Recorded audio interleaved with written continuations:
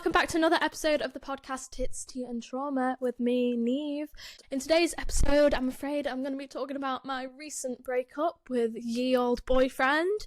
I'm also going to be talking about, the power and importance of friendships in times like this, bit cringe, and also like being proud of yourself and how you handle certain situations. And I'm also going to be talking about the fact that in 2 days, I leave to go to Southeast Asia. So thank fuck for the breakup. Am I right? Anyways, if you're listening on Spotify, please give the podcast a rate and a follow. If you're listening on YouTube, I would love if you could subscribe, And if you want to see more from me, then please follow me on Instagram, Tits, Tea and Trauma, which is with 2 A's at the end, or on TikTok, Tits, Tea, Trauma Podcast. I would be so grateful for any kind of interaction, really. But yeah, thank you for watching, and let's just get into it. Hey guys, let's just jump straight to it.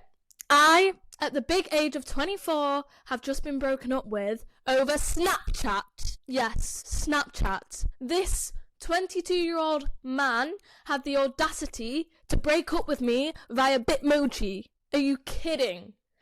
2 weeks before I leave the fucking country to go to the other side of the world, by the way. Yeah, crazy.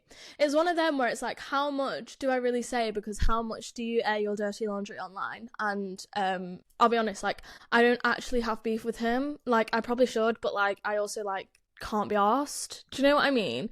It's just one of them. And for the record, like, this is boyfriend that I've been referring to over these past few episodes. If you're like an active listener, then you will know him. If not, hi, welcome. Thank you so much for joining me during my heartbreak season. I'm not really heartbroken, but like, we weren't actually officially together because I've been single for like 2 years, and I booked this trip. Like, I knew that I've wanted to go on this trip, and like, the last thing you kind of want is a relationship. But when you meet someone and it works, do you know what I mean? So I was just kind of like, yeah, fuck it, like, and I sat him down like a month ago and I was like, look babe, I will get deeper feelings and commit to you if that's what you want.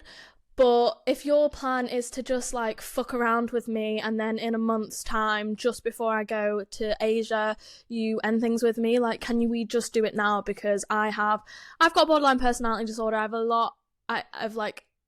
get a lot of like stress and issues, like anyone does through a breakup, but it affects me more. And I was like, do you know, I actually could not have been more mature and more adult about it. Like, I was actually but if you agree that you do want to still carry on with me, then I will like fully commit, and like commit emotionally, sort of thing, and like let you in. And of course he was like, yeah, no, I'd never do that. What? He did the exact thing I verbatim said not to do. Verbatim. That's my word of the week. Oh my gosh, I usually do my happy fixation of the week. My happy fixation of this week has been anxiety. Like, I'm not even joking, that's so shit, but like, because I'm going away and I booked to see a psychic last night, and I've just been so anxious all week, thinking like, what is she gonna say? Like, is she gonna tell me not to go? Is she gonna tell me loads of bad things?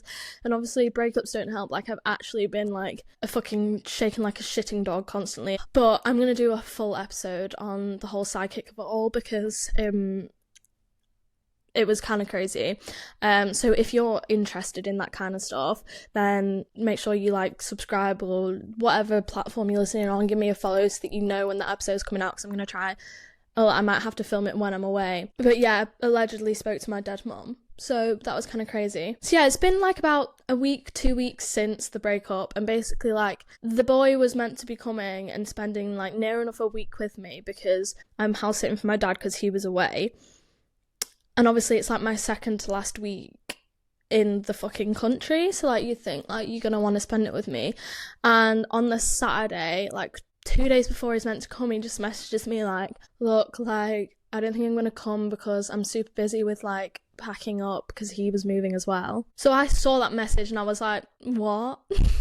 Like, well, you know when you see a message and your literal heart drops to your arsehole? I was like, well, I know what that message is. It's like a fucking pussy way of trying to say that, like, you're never gonna want to see me again. Which is so random, by the way, because literally 3 hours prior, we were, like, planning what we were gonna do together and stuff. Like, I was looking at tickets to Blackpool Pleasure Beach, love. Like, what do you mean you're not coming? What about the fucking big one? we were gonna do our big one on the big one, you know? Rude. But so he texted me saying that, and I literally just put what? And then he rang me, and I go like, are you finishing with me then? And he goes, yeah, but in a good way. I was like, what are you on about? In a good way. Well, that's fine then. Thank you so much. Yeah, that is so fine. Any anger or upset that I felt disappeared now, because you're right, it's in a good way, isn't it? Fuck off. But I'll be honest, like, without getting like too into it, it was just one of them. It was a short conversation. It was very much one of them conversations where, like, I was, like, obviously, like, blindsided and shocked, and they were like, I don't see where you're coming from, I don't get why you're upset, sort of. So I just said, like, look, I'm not gonna sit here and, like, make you understand me or make you understand where I'm coming from. Like, you should, and if you don't, then that's your problem, and just put the phone down. And that's sort of all I'm gonna say, like, on the actual situation, because, like, I don't want to air too much out, but I do want to, like, touch on that. Like, if you are going for a breakup, like, do not bother to beg for someone to, like, have you back or see your point of view. Like, the second they try and end things with you, just say, okay, we're done. Like, trust me, this is probably like my 4th or 5th like breakup or something. It didn't come easy to me, trust me. The BPD girlies will know, like, breakups are the fucking worst for someone with my mental health condition. Like, well, for me anyway, it's like the pinnacle, is that the right word? The peak of abandonment, isn't it? It's literally someone saying, like, I don't want to be with you, I don't want to be around you, like, bye. And the way that I've acted in previous breakups, like, oh my god, the first breakup I ever had when I was 17, I actually wanted to. Whereas I feel like in this one, I've really shown growth. I've really shown maturity, you know? And I'm really proud of myself for that, because, like I said, it's very easy for someone with, like, my issues to go fucking crazy during a breakup and take it really badly. But as much as it, like, obviously, like, I'm not gonna say, like, I wasn't bothered, that's the thing, like, I obviously was, but I'm not gonna sit there and fight for someone to see my point of view when it's a completely valid point of view. Like, I'm not gonna sit there and let someone who has done the dirty thing play victim. Like, you've made your decision, that's fine. I cannot control you. You cannot control other people. And that's something I've really, so in my past relationship, my last relationship, I really didn't like the way that I was, I'll be honest. I did toxic things and behaved in certain ways that I really struggled to forgive myself for.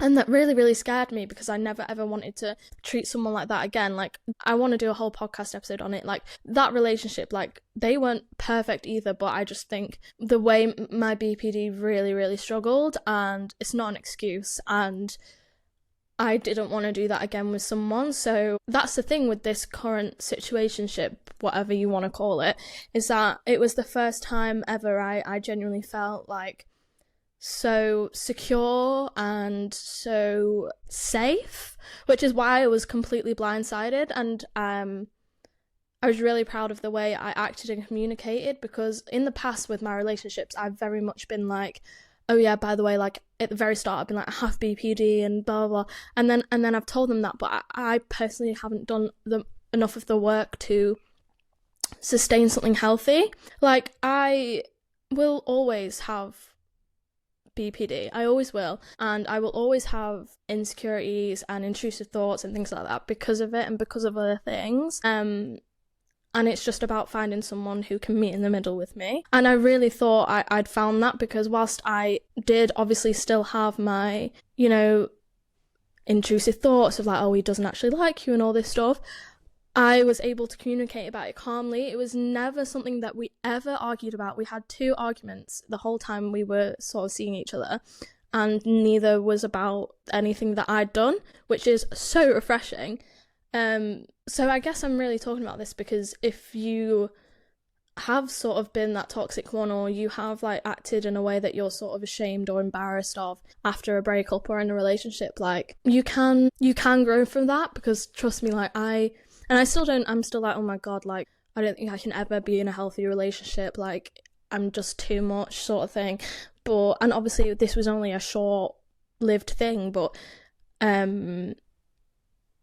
I had shown a lot of improvement. And part of me is like, maybe I improved because I wasn't like that bothered. Like, I don't think I was in love with the boy. Do you know what I mean? Like, we weren't really seeing each other long enough for that to happen. And, you know, with me going away, it's not the smartest thing to like, not that you can choose how to fall in love with someone, but it's not the smartest thing to do. Do you know what I mean? Like, I kept it very like, as much as I was emotionally involved, I kept it very logical because I knew that I'd be getting on that flight. Like, you know, the only difference is when I had someone that allegedly wanted to like commit to me, then I had an idea of when I was coming back, whereas now I'm a free agent. So it's kind of a relief, honestly, because the last thing I wanted when I was going traveling was to be tied down to someone. But like I said, like, people come in your life at times and like you can't control when you meet people and stuff, and I'm not one to shut something down if I think it is like special, but maybe he's done me a favour, let's be honest. And I think another reason like I got through it, or I'm getting through it so easily, is because I have such a huge, great support system.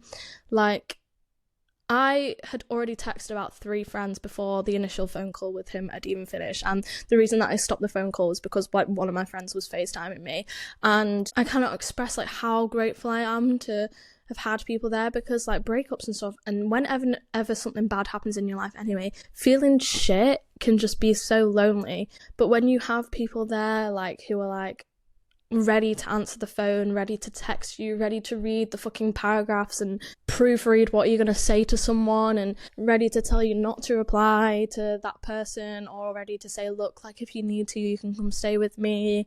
Like, it is just so important to lean on your friends and to be the friend when they need it that they can lean on, because what goes around comes around, you know what I mean? And I've like clocked for a couple of years now like how important friendships are, and how important it is to have people who have stuck around regardless of like relationships. Like, people just run away at the first sight of trouble, whereas like friendships, like if they're a good friendship and if they're meant for you, like they're probably going to be some of the most healthy and secure relationships you have. And it sort of proves to you that like it's maybe not necessarily a you issue, like in the terms of a breakup, like because you've got other relationships in your life that are strong. It is maybe just this person isn't right for you, or this person doesn't like you. And as much as that's a hard pill to swallow, it's fine. Like, you will find someone who sticks around just like your friends and loves you, and you just sort of, I think that's another thing I've done, is I've just seen the bigger picture. Like, right in front of me is like the abandonment, the heartache, I guess, the upset, all the feelings of like a breakup. But then if you look slightly further ahead, you just see the bigger picture of, well, when I broke up with my ex 2 years ago, I was gutted, and now probably a year later I was over it, like maybe even less. So it's like so important to keep yourself distracted, keep you busy. Like, luckily, like I have a huge thing going on right now, so I had that to like sort of put my mind to, because it is so awful when you're just sat there and you're just stuck in this cycle of thinking about that person. But try and lean on your friends, try and reach out to your friends, even if maybe you've unfortunately been in a relationship where you have sort of drifted from your friends. Try and reach out again, because hopefully if they're the right people for you, they will understand. Like, I went and stayed at my friend's, and her like female friends came round, and the 4 of us just sat there and watched maths and screamed at the TV, and it was so good because maths was something that I watched with him, and now it was like reclaiming that back, and I was like, I'm watching it with the girlies, and it was so much more fun, and it was so much more better because we were like screaming at the TV. It was so funny because all of my friends were like, I fucking told you so, especially my queer friends. My queer friends were like, he's just a man, why did you do that to yourself? And I was like, no babe, like, why? I knew it was wrong. I knew it was against my nature, my good nature. And yeah, I thought, he's different. He like seems really emotionally intelligent and emotionally mature. And then he went and done the same thing that my fucking boyfriend when I was 17 did. Like, my boyfriend, who was basically still a child, a teenager. It's valid when you're 17 to behave in that way, to break up with people via Bitmoji. But in your 20s, it's kind of like, I'm not doing this again. Like, if you, yeah, you do you, but you don't do me like that. I'm sorry. It is so weird, isn't it, being in a space, like, obviously, when you're in your 20s, you still have so much to learn, but oftentimes, like, oh, at least in my case, like, you've been in a couple of relationships, you've learned things about yourself, you've learned things that you don't like, you can see the bigger picture of how, like, even if in the moment you think you're going to be with that person and you're so heartbroken, like, you will be fine and you'll meet the next person who's gonna fuck you over again. Do you know what I mean? It's just a weird part to be in. And it's so weird to me to be the one that's sort of handled themselves so well. And I just hope that instead of, like, because obviously, like, the whole point of me being so anxious in relationships is because I fear that, like, sudden abandonment, and that has always happened to me in relationships. They've always just suddenly fucked off, and to be honest, a lot of the time in the past with good reason. However, for it to happen again and for it to genuinely, like, feel like you're blindsided, it is shit. But then it's like, maybe it's like showing a sense, maybe that person came into your life to show you how you've grown and how you've changed and how you are now more mature. And by the way, can I just say, I was not perfect and I am not perfect still. Like, I look forward to meeting with him and finding out, you know, the things that I have done wrong and that maybe hurt him and maybe, like, had a hand in causing, like, the breakup or whatever, because I want to be accountable and I want to make sure I don't do that to, like, the next person. Do you know what I mean? And again, that will be another hard pill to swallow, to sit there and have someone say how you maybe hurt them or things you did wrong. But, like, you've got to be a healthy adult, you've got to hold yourself accountable and try and change. And how can you do that if you don't bother to even find out where you've gone wrong, if that makes sense? And don't get me wrong, I feel weirdly mature, I do, I will say that, but I have been doing some immature little things, like, very subtle, you know, things that probably haven't even been noticed, like reposting certain TikToks and things like that, you know? But we're only human, and like I said, I'm not perfect, nobody's perfect, and I was also kind of done wrong by, and it feels so out of character for me to not even be a little bit petty, so let me be a little bit petty, you know? I'm taking the high road, but I'm also taking a little bit of a detour, like, I'm pulling up on the hard shoulder and having a little gander at the sheep in the fields, you know, dipping my feet in the pettiness without fully negatively affecting someone, because at the end of the day, as much as it's shit to be on the receiving end of a breakup, it's allowed, and I'd much rather that than force someone in something that they're not happy in, you know? But anyways, enough about that. I am leaving for fucking Southeast Asia on Thursday. I thought my flight was at 11, and then I just checked, you know, to see if I could check in online, and it's actually at 1 p.m. So my dad's not very happy because he already booked parking at the airport, but, you know, I'm just a girl. Like, how am I meant to know when my flight is? Do you know what I mean? And I am so stressed because I have had cramps.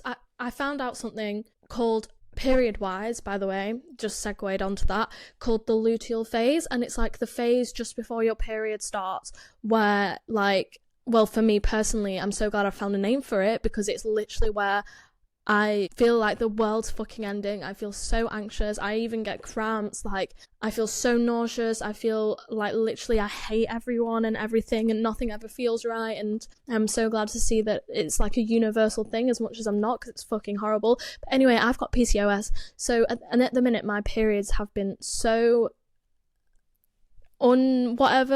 sorry, I actually don't have a brain today, but they have been so, like, delayed or late or whatever, and, like, just coming randomly, and I have been in said luteal phase for like 2 or 3 weeks, and, like, it's really pissing me off because I know for a fact I'm gonna get in that airport and I'm gonna start, and I'm gonna have to, and I literally, the first day, like, I feel so nauseous, like, I literally feel travel sick when I'm sat still, and I just know that it's coming, and I just know that it's, like, the last thing you want in a fucking hot country, like, I'm starting in Phuket in Thailand, the last thing you want on a flight that's like 13 hours. The last thing you want on the first days of traveling, wanting to wear bikinis and stuff, is your period. And I wanted my period because basically when I'm over there, I've bought like moon cups and period underwear, and I've not had a chance to try them yet because my period hasn't come since I've bought them, because it's like so late. So I'm a bit nervous about that because I've not had what if they just shit? And obviously I can buy like pads and stuff over there, but they don't really sell tampons apparently, and like I don't really want to be wearing like thick cotton underwear with a pad in it when I want to be like able to like run into the sea on a whim, you know?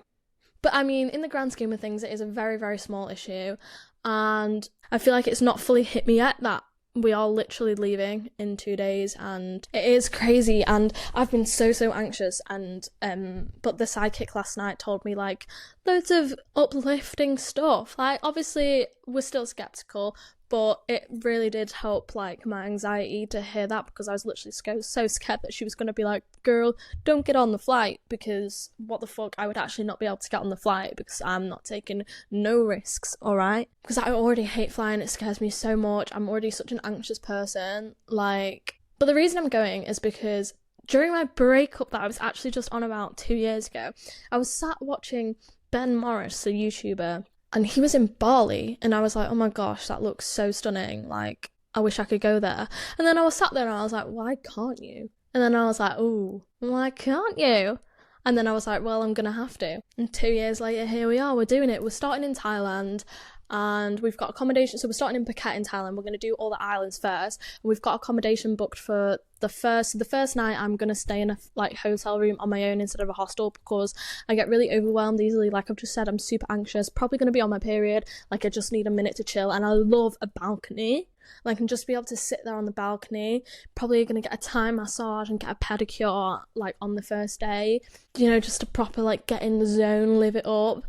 And then I'm going to move into the hostel, so I'm going with 2 other girls as well, sort of half solos, sort of half with them, but we are flying together. But yeah, we've booked our accommodation for the full moon party, but everything else is like, for me at least, up in the air. Like they've got like a rough plan. They've got a plan for everywhere, but I've only like copied like on this little app thing called Stipple, where you can like write your plans down.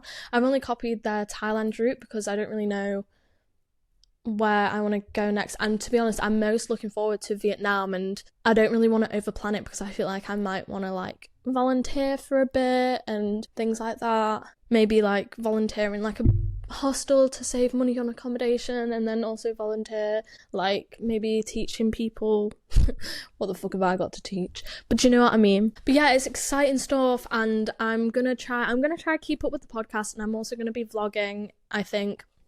So if you want to see more, if you're actually interested in this, then go on my YouTube. It's just Neve Rock.